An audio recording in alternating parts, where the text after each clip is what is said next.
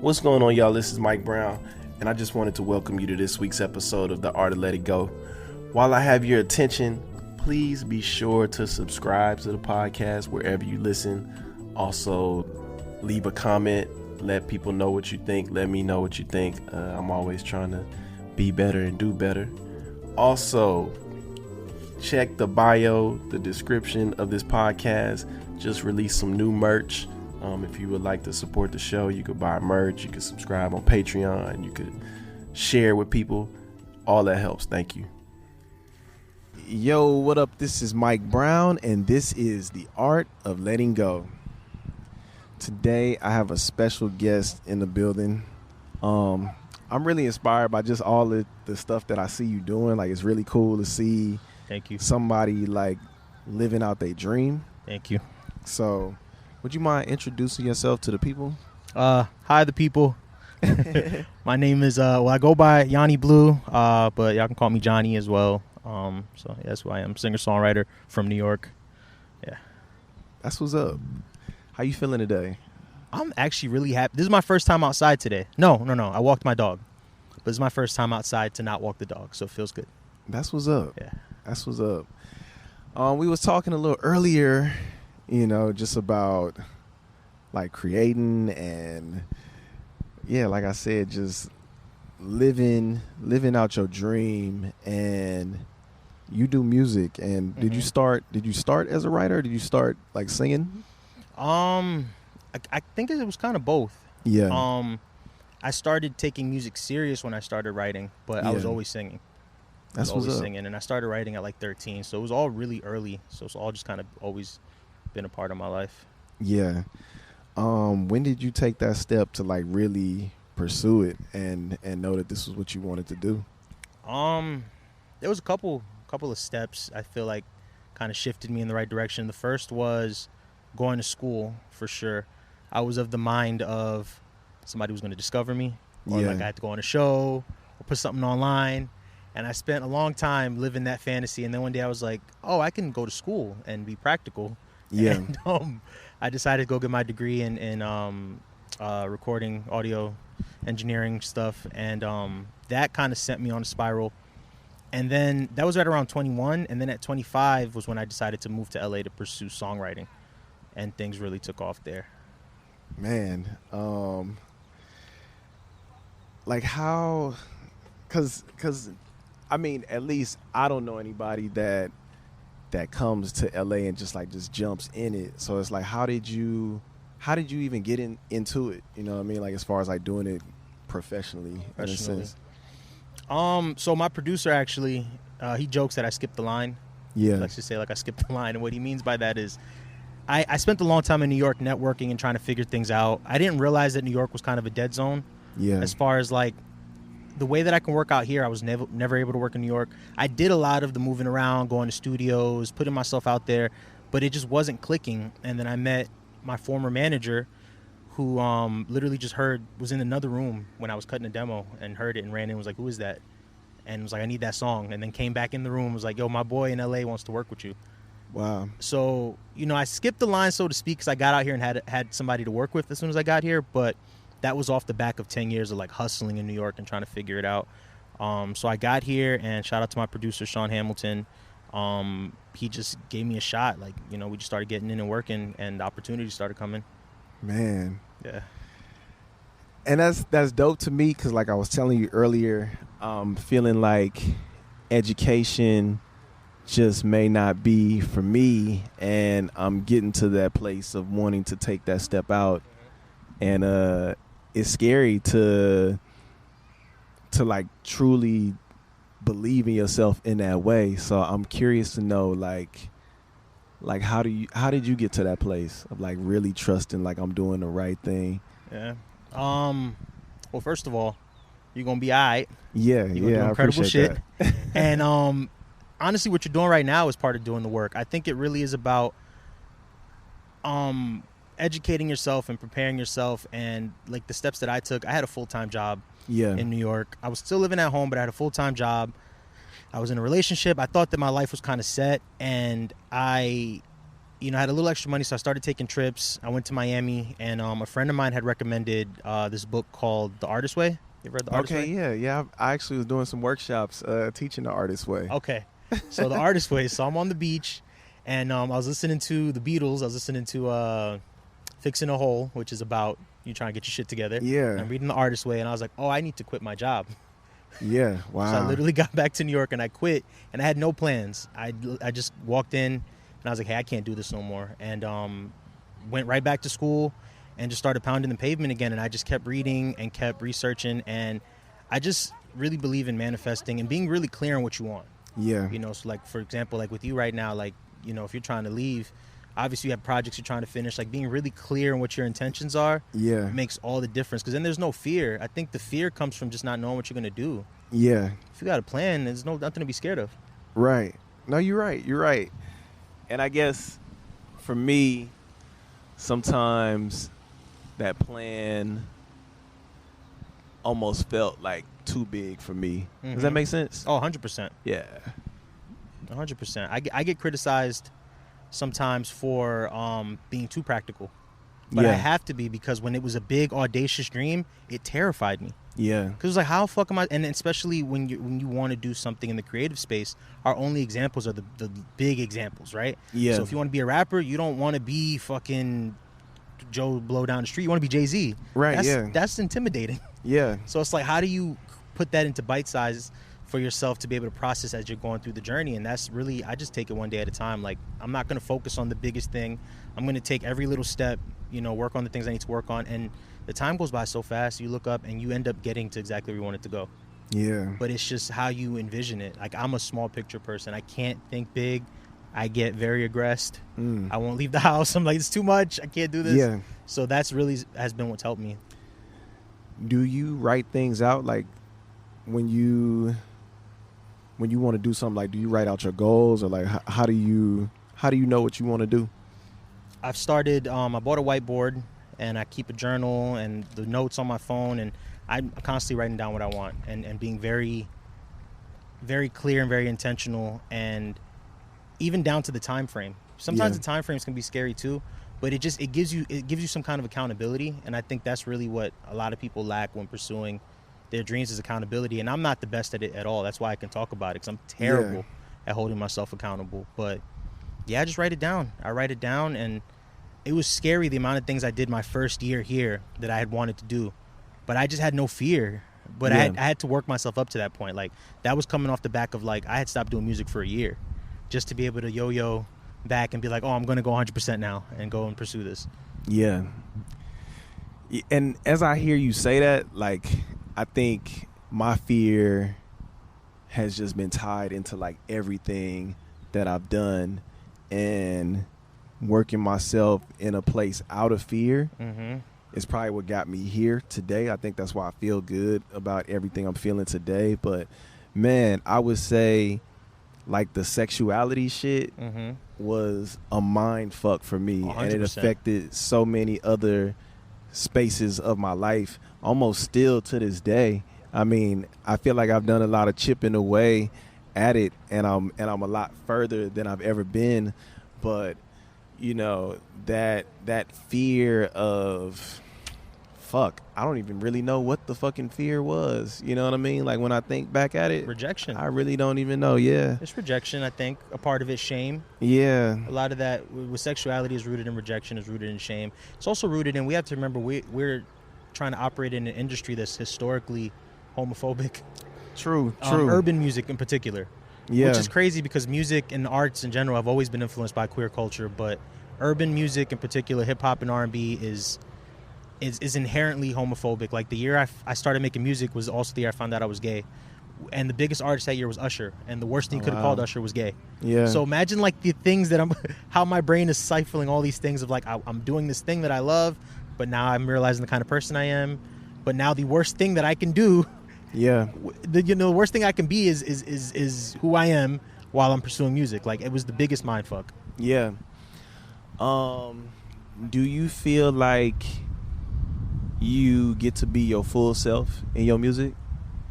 I'm learning. So backstory on me. So I definitely I I went through the whole thing of just being closeted. Actually, my whole music career in New York, I was closeted. I basically lived a double life, being in these studios as a songwriter, as an artist, as an engineer, navigating cis spaces, straight spaces, and then being queer in my personal life. So moving here to LA, I moved here with my partner, and honestly, it really forced me to be myself because there was no excuse. It's like, it's just me and him. I can't omit this person from my life. Yeah. So, and I guess I was kind of lucky that I was definitely lucky that I had someone to kind of lean on. And I also was just tired of hiding. So I was very bold and making sure that when I got out here, I was very clear about who I was. Yeah. So the point where maybe sometimes it was annoying. I was like, hi, I'm gay. Yeah. But I was like, I needed to do that to assert myself. And as a songwriter, a lot of times it doesn't really matter what your sexuality is because you're talking for other people. But as an artist, it has been liberating to start to put pronouns in my music and really that's dope. Influence it with my with queer culture. I never thought I'd be able to do that. Yeah. So it's liberating, but it's scary sometimes. Sometimes like, am I doing too much? And other times I'm like, this is who I am. Like, yeah, you still wrestle with it. That's what's up, man. That's really dope to hear. What was your experience like? Because I know you said you came out here in 2010. Making music or dealing with your sexuality while making music? Dealing with my sexuality while making music. I think music was my safe space to express those things that I wasn't able to really put into words. You know what I mean? Because I didn't feel like I really had anybody to talk to, just because I didn't know no gay people. Like, just growing up, I mean, the most gay people I saw were on TV. You know what I'm saying? And that is some design that somebody with some money created as the idea of what, it means to be both black fantasy, and gay. Yeah. Yeah. So, and I didn't connect to that. Same. I didn't connect to that. So for a long time, I really lived in denial of even being gay, because it was like, I play sports, I'm masculine. So how can I be gay when that's what gay is on TV? Right. You know what I mean? Yeah. It didn't make sense to me because I don't think anybody knew how to explain that at that time. Mm-mm. You know what I'm saying? We had no examples. Yeah, and it wasn't until I moved to LA till I started meeting like these really masculine men that were gay, and it hit me, and it was like, fuck. It really sent me into a depression. Man. Just because I accepted the reality of like, oh man, you gay. Like, you've been liking dudes forever. Because I really in my mind thought, oh, I'm gonna outgrow this or some shit like that. So you got here. I got here still, yes. I don't know. I don't like the word denial, but still sort of. Yeah. Still figuring it out. Oh man, and you're navigating these music spaces that are inherently like hypermask, man. Homophobic. I won't even put the experience on here, but I had an experience where, like, fuck it, I don't care. Shit, I'm here. It's your pod. Man, I was interning for a record label. Okay. And they paid 2 strippers to have sex with me. Oh, and shit. I had knowing zero or interest. they didn't know? No, I don't think they knew. But yeah, it was quite traumatic. Oh my god. Because I was like, what the fuck? Like, this was, I mean, I'm sure like anybody that would be attracted to that probably of course would be into it, but for me it was like, oh no. But that's the experience though. A lot of people don't realize some of your favorite artists, and maybe you were of age, but some of our favorite male artists experience those kind of experiences in their teens. Yeah. Like basically getting like their manhood sort of thrown at them and not even prepared for it sexually. Yeah. And especially for you as a gay man. So like, did that experience snap you out of it, or you still had time after that where you were like, I knew I wasn't interested. But I was, like I said, I was messing with guys, but I just thought it was something I would outgrow. No, right. But being in that space, it made me feel like I had to act more quote unquote masculine or quote unquote straight. 100%. You know, and yeah, that wasn't it. But going back to the music and in correlation to that, I think a lot of my music used to sound really sad. Yeah. And I would do it, and I don't know if I would all the way necessarily enjoy it. It was good. Like, looking back, and I listen to some of my older stuff, like it's almost like looking at pictures, and I could tell where I was at and what I was feeling. And like when I came out, I felt, like I said, music has always been a space for me to express myself. My music started feeling brighter, and it made me really uncomfortable because I wasn't used to making music that felt quote unquote good. Right. No, I relate with that because I mean I started off in an R&B group, so that's like the worst of it. I'm singing about women, then I went from there to just being a songwriter and doing hooks about things that I knew nothing about or didn't care about. And it sucks because there were some incredible people in my life at that time as far as collaborators that I just wasn't able to connect with because I wasn't being authentic. Yeah. And it does hurt looking back sometimes, like even interacting with them on social media, there's like still that wall up because I just never spoke to them. Yeah. And they did nothing to me because a lot of times it is, well, of course, it's society, like you don't have the support, but then it's also within us to be like, you know what, like you can open up to people, but if you don't feel like you have a safety net, it's hard. So I spent a long time just being around people that were great, but I just couldn't talk to them. Yeah. And I made it very clear to myself when I moved to LA, and I was very intentional in saying, like, while I was here, I wanted to be more open. I wanted to work with more queer artists. That was big for me. That was huge for me. I was like, I really need to work with more queer artists, and I need to just be transparent. And like my group of friends now is not, you know, I have some gay friends, some straight friends. It's really cool to like, I have my group chat, my main like best friend group chat is 2 straight guys, a bisexual guy, and me. Wow. And the conversations and the way we're able to just go back and forth, and I'm like, I would have never had this 10 years ago. Yeah. But 10 years ago, I wouldn't have taken the chance on anybody. Of course, to be open with them. So it's I'm definitely a symptom of the times. You know, there's a lot more working in our favor now than there was 10 years ago. In 2010, clearly, like Frank Ocean didn't come out till 2012. And that was what helped me come out, Frank Ocean coming out, because my friends, my close friends, were so accepting of Frank Ocean. I was like, shit, they gotta accept me if they accept this stranger. That was huge. I remember that happening. I was interning at the Source magazine, and it was so funny because again back then I wasn't really open, but they gave me the story to write. Oh wow! And I was like, it was like God telling me, like, you need to. And I didn't want to listen to Frank. Like I didn't like God Future. I missed that whole wave. It went right over my head. So I was very like anti. I was like, I don't care. Then he came out. I was like, fuck, I need to listen to him. So I'm checking it out, and incredible guy, obviously, but just the story and being able to break that story and be a part of it and realizing like, oh, you know, people don't give a fuck really. They say they do, but nobody cares. Yeah. Just be genuine and be yourself. And so that him coming out super helped me too. I used to fucking audition with Bad Religion everywhere. I used to go to The Voice, American Idol, singing Bad Religion. Like I really soaked in that moment, and it definitely helped me kind of move away from a lot of my fears at that time. Wow. Man, what's one piece of advice that you would give to queer artists? Find your tribe. I'd give that to anybody. Yeah. Honestly, anybody. I think because I'm the type of person that I like to try to find. I like to sympathize with other people and empathize with them. And some of the things that we experience as queer men navigating urban music aren't very different than some of the things other people experience. So some of the advice can go to everybody. And the truth is, like, being able to be confident and feel loved and feel safe, you really just got to find your tribe. And you just, you put yourself out there and try to be open to new people and new experiences, and you'll find that the people that you need to attract are going to come. And sometimes it's not right away, but I'm on year 5 in LA, and this year I got to work with 2 queer artists that I consider myself a fan of, 1, but 2 I actually consider friends, which was huge. Like being able to bond with them and connect, and just being able to go home and be like, I got to do this, and my friends will tell me, you manifested that. Like, this is what you wanted.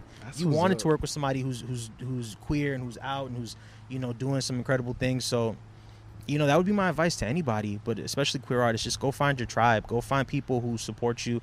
Don't force yourself into spaces that don't want you. We've done that before.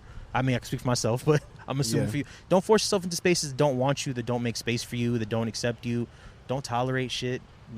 Just really go take the time and find those spaces. It might feel like hard work, but when you lock in those people, that shit changes your whole life. That's real success for me. Like money and all that other bullshit aside, being able to create every day with people that I care about, both the queer artists that I work with and my straight friends, just everybody that I'm able to work with, the people I genuinely care about. And that's only because I opened up and I was able to attract them. So that's the biggest difference for me. That's what's up. I want to ask you about collaborating because, like I said, I have a hard time collaborating with people on things just because I almost treat my ideas like my babies. Oh, yeah. Yep. So it's hard for me to trust people with my kids. So how do you trust people with your kids? I don't know if I'm the best person to ask this, only because a good chunk of my collaboration, about 90% of it over the last like 5 or 6 years, has been for other people. Yeah. So it's never been my kids. I've been like a surrogate all this time. Okay. I've been, like you come in, you get a brief, and this is who it's for, and this is the idea. But I've been trying to bring some of that work ethic into my personal work, because I saw the switch. As soon as it was like, all right, it's time to do your project, I shut down. I was like, I don't want to say this, I don't want to say that, and I'm like, wait a minute. All of the singles for my project I didn't even write for me, and they've been received well, and I've connected with them. So I'm like, what is it that I'm doing? Like, what is this switch that I'm turning on when it's for me all of a sudden? So I would say going into it, maybe don't hold it so tight. Like, maybe, go into collaborating with the intent of it just being what it's going to be. It doesn't have to be your baby. Yeah, it's our baby. Yeah, yeah. And then finding people you trust. Yeah. Collaborating is a relationship. Like me and my main co-writer, shout out to Chris Jackson. I don't know if y'all can see me anymore, but it's really been a relationship. Like, he's my best friend, he's my brother, but we've had to develop that trust. Yeah. In co-writing, like really develop it. Like, there were days where I'd be there. There's ego, there's all that stuff involved, and I'd be like, fuck, my hook could have been better. Or like, no, and I had to really learn to trust him and trust myself to the point where like we can go line for line now on a song. Yeah. And really trust each other, or be in separate rooms and write verses and come back and the record feels cohesive. But I had to build that trust. So it's a work in progress, but I think it's about the intention. If you go into it like mine, that's how you're gonna leave. That's real.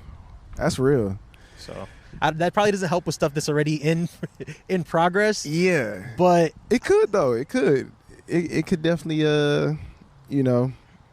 shift the perspective a little bit. Yeah, I appreciate that. If getting, honestly, it's letting go. Yeah, letting go. Like, even with the singles that I've put out that I didn't write for myself, even just releasing the mixes. But that's why, again, keeping myself on the schedule, keeping myself accountable has helped me sort of release it. And then, of course, my experience with just everything not being for me has helped me be like, all right, and just throw my hands up and be like, just put it in the world. Let's see what happens. So, how do you complete things? Like, how do you not just sit on ideas and just let them sit forever?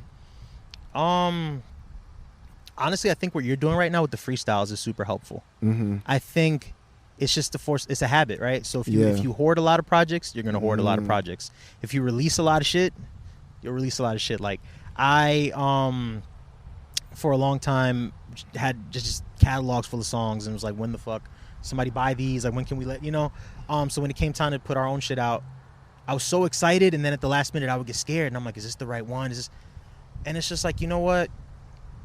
Instead of just stressing over one song, last year we put out like 15. And that made me feel better, because I was like, you know what? Collectively between the team, if we're putting out 15 records, now it's not just about this one song or this one idea. Yeah. And it's just the habit of releasing things, and you learn as you go. I mean, I think a lot of people have that what do you call it? You want the first to be special, right? Like, everybody, they talk about the classic first album or classic first book or whatever. Yeah. If it happens, it happens. But a lot of times in real time, in real life, it'd be the 4th, 5th, 6th one for a lot of people. Of course, they don't tell you that story. Yeah. It would be on their 5th, 6th movie before it hit, or the 20th book, or 3 albums in. Just put it out there, and you learn as you go. That's really all I can say. And honestly, it's a rush from putting stuff out. I think once you start releasing things more and more, like I said, it starts to pick up, and you're like, oh, all right, throw this there, all right, you just let everything go. Yeah. But it's a build-up, for sure. That's what's up, man. I got 2 more questions for you. Okay. What is one piece of advice you would like to give to your younger self? Oh, buddy. I don't know. If I can give one piece of advice to my younger self, it would be to just do the work. Yeah. I think when you have a talent or you have a dream, again, a lot of what's advertised to us is the overnight, the somebody found me, you know, and a lot of people don't understand the amount of work that goes into doing what we want to do, even if it's just for fun. Like, just be excellent. Want to be excellent at your craft. And I don't think a lot of the big success stories in music encourage people to want to be excellent. And I would have taught my younger self that, because he just thought, like, well, I could sing and I could write a song, so I'm going to be the biggest thing in the world. And he didn't want to do the work. And it wasn't until he was like 25, 26, he was like, oh shit, nothing's happening. Yeah. So that would be the advice I'd give my younger self.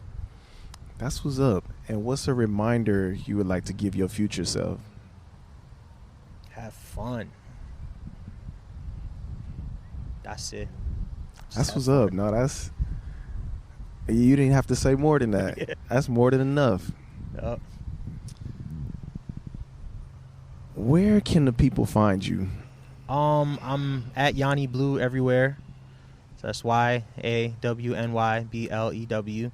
Spotify, Apple. I got a website now. I got merch. Oh, this is my hat. My merch hat. They can't see it no more. It's dark, but whatever. That's dope. But yeah, Yawny Blew everywhere. I chose a weird name so it could be easy to search. So I'm the only Yawny Blew. Hopefully, there's no other Yawny Blews. But yeah, I'm everywhere. That's what's up, man. Thank you so much for doing the show. I really do appreciate this. I appreciate you. Thank y'all for listening. This is Mike Brown, and this is The Art of Letting Go. Peace.